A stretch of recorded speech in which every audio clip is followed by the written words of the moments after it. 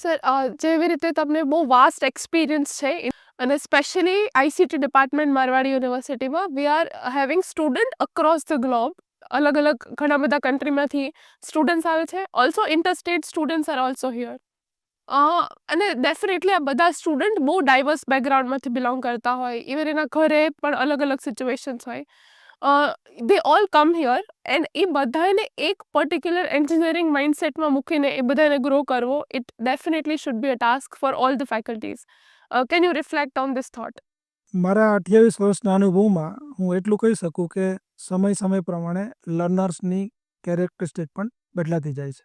અને 2008 પછી જેટલી પણ નવી કોલેજો ખુલી એણે દરેક વિદ્યાર્થીને એક સમાન તક આપી કે કોઈ પણ વિદ્યાર્થી અગર ધારે તો એ એન્જિનિયરિંગ કરી શકે છે. પહેલાં બહુ મર્યાદિત કોલેજો હોવાથી બધા વિદ્યાર્થીને આ લાભ ન મળતો. તો સૌથી પહેલી વસ્તુ તો એ છે કે દરેક પ્રકારના લર્નર માટે there is a space to grow. પણ મેન્ટરિંગ આપણને એક એવી ઓપોર્ચ્યુનિટી આપે છે કે વિદ્યાર્થીની એજ એવી છે જેમાં ડિસ્ટ્રેક્શન થઈ શકે છે, જેની અંદર ઇઝી ગો લાઈફ પસંદ હોઈ શકે છે.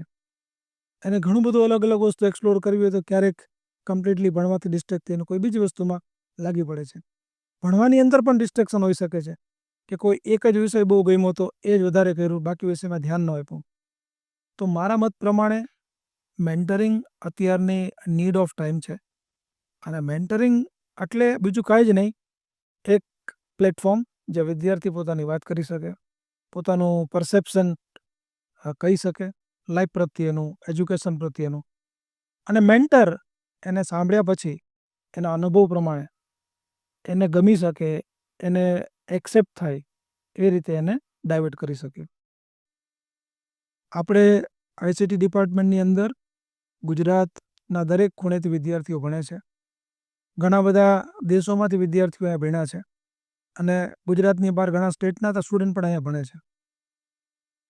જ્યારે પણ તમે 18થી 21 વર્ષની ઉંમરના વિદ્યાર્થી સાથે કામ કરો છો તો એક વસ્તુ બહુ જ સારી છે કે એનર્જેટિક હોય, એની પાસે પેસિમિઝમ ન હોય, એને આવું નહીં થાય, થાકી ન ગયા હોય, એ કંઈક નવું કરવા માટે હંમેશા રેડી હોય.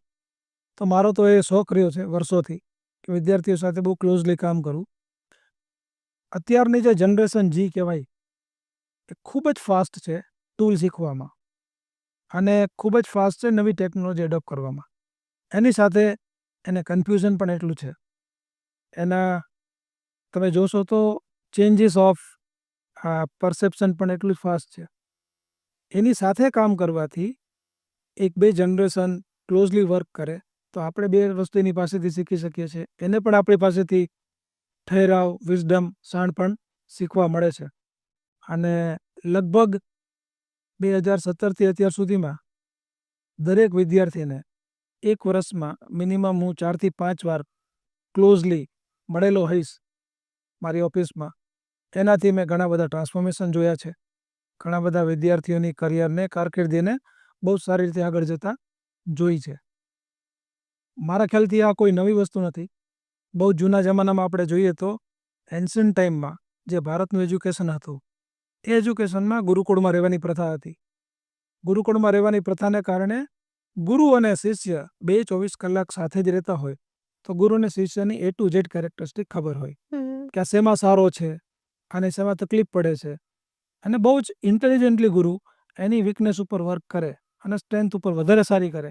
એટલે તમે જોશો તો એ સમયમાં પણ ભારતના જેટલા પણ શિષ્યો હતા ગુરુકુળમાં ભણેલા એ બધા એકદમ પાવરફુલ પોતાના ક્ષેત્રમાં હતા.